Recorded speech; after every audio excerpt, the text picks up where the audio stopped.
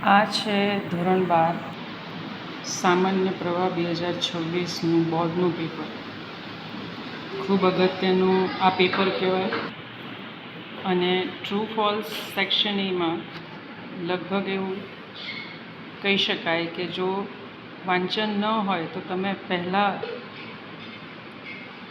Confuse થઈ શકો, પણ પ્રોપર એનું વાંચન હોય તો વાંધો ના આવે.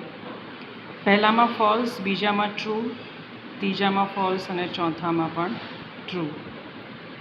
દેન we go with the nearest meaning, 5th, 6th and 7th. અને હંમેશા શિક્ષક કહેતા હોય ભણાવતી વખતે પણ કે બી કેરફુલ અને થોડી પ્રેક્ટિસ આના માટે રાખવી પડે. ઘણી વખત આપણે જો સાયન્સના વિદ્યાર્થી હોઈએ તો કેમેસ્ટ્રી, ફિઝિક્સ, મેથ્સ, બાયોલોજીમાં વધારે ધ્યાન આપતા હોઈએ છીએ. કોમર્સના વિદ્યાર્થી હોય તો એ અકાઉન્ટ, સ્ટેટ, ઇકો, બીએમાં ધ્યાન આપે. પણ ઇંગ્લિશને એ લોકો પણ જો ઇંગ્લિશમાં રેગ્યુલર એનું વાંચન થાય તો આ બધા સ્કોરિંગ સેક્શન એમાં પ્રશ્ન છે.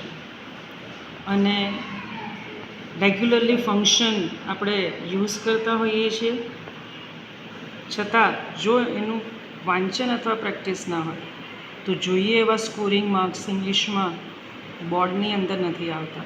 તો આપણે એવો પ્રયત્ન કરીએ કે જે બાળકો પહેલેથી થોડા ગંભીર હોય છે પોતાના ફ્યુચર માટે, તો એ લોકો અગાઉથી જેટલા પણ છેલ્લા 10 વર્ષના પેપર હોય એને રિફર કરતા હોય છે વિધાઉટ વેસ્ટિંગ એની ટાઈમ.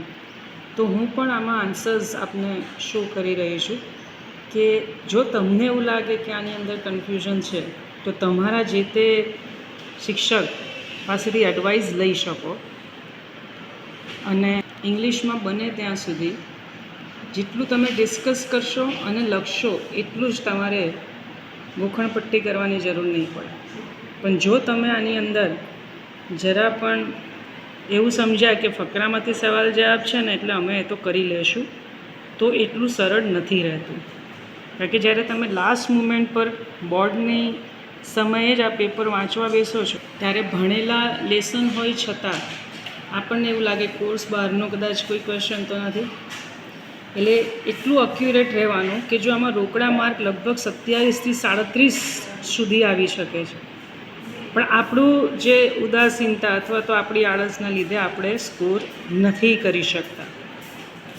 બાકી 2026નું ઇંગ્લિશનું પેપર ખરેખર સરળ હતું અને હવે રિઝલ્ટ ઉપર આધાર રાખે. પણ થોડું જો હજી પણ ધ્યાન આપવામાં આવે તો એટલા સરસ પેરેગ્રાફ, આ તમને ખ્યાલ હશે ગુરુ અને ડિસિપલ્સ, શિષ્યની સરસ મજાની વાર્તા છે. ફ્લેમિંગો અને લેપિંગ વાંચવાનું લગભગ વિદ્યાર્થીઓ ટાળતા હોય છે, પણ જો એને વાંચન વ્યવસ્થિત કરે તો આ પેરેગ્રાફમાં પણ એમને રોકડા માર્ક્સ મળી શકે. પણ ટેક્સ્ચ્યુઅલ લેસન્સ પણ આપણે વાંચવાનું ટાળીએ છીએ તો પછી આ સપ્લિમેન્ટરી રીડિંગ, ફ્લેમિંગો અને લેપિંગની તો વાત જ શું કરી શકાય. એનીવે સમરી પણ ખૂબ સરસ પૂછી છે, પણ એમાં તમારે 1 માર્કનું ટાઇટલ લખ્યો તો જ તમને પૂરેપૂરા 5 માર્ક્સ આમાં મળવાપાત્ર થાય છે. એટલે જેટલી તમે પ્રેક્ટિસ વર્ષ દરમિયાન કરી હોય એટલું ઓછી તકલીફ તમને એક્ઝામિનેશનમાં પડે. અને જેટલું તમે ગફલત રાખો અથવા આળસ રાખો તો આ મોટા પેરેગ્રાફ જોઈને આપણને કદાચ ગભરામણ થાય. અને એવું કહેવાય કે સેક્શન એ, બી અને સી, ત્યારબાદ ઈ અને પછી છેલ્લે ડી લખવાનો આગ્રહ રાખજો તો તમે પેપર કમ્પ્લીટ કરી શકો. બાકી મને જ્યાં સુધી લગભગ વિદ્યાર્થી મળે છે પેપર કમ્પ્લીટ નથી કરી શકતા. અને કેવી રીતે કરે છે? આન્સર્સ છોડીને. એને કમ્પ્લીટ કર્યું ના કહેવાય, તમારે વ્યવસ્થિત ન્યાય આપવો પડે. પછી લેંગ્વેજમાં આવે છે તમારી હેન્ડરાઇટિંગ, તમારી સ્પેલિંગ મિસ્ટેક્સ બને એટલી ઓછી કરવાનો પ્રયત્ન કરવાનો. સેક્શન ડી, જે મોટા ભાગે વિદ્યાર્થીઓને અમે બોર્ડમાં પેપર તપાસવા જઈએ તો અમે જોઈએ છીએ કે સેક્શન ડીને લગભગ અવોઇડ કરે છે અથવા તો છોડી દેતા હોય છે. તેવું ના કરતા. સેક્શન ડી ટોટલી ગ્રામર છે અને એને સંપૂર્ણ લખવાનો પ્રયત્ન કરો. અને હજી કહું છું, કોઈ પણ યુટ્યુબના વિડીયો ઉપર વિશ્વાસ ન રાખતા. તમને અત્યારે જે ગાઈડન્સ આપતા હોય એ શિક્ષકની સાથે હંમેશા સલાહ સૂચન સાથે કામ કરવું. કારણ કે ઘણી વખત અમારાથી પણ ઉતાવળમાં આન્સર્સ ખોટા અપાઈ જતા હોય તો વિદ્યાર્થીઓ આર્ગ્યુ કરતા હોય છે એમના પ્રેઝન્ટ એમની સામે ઉપસ્થિત રહેલા શિક્ષકનું.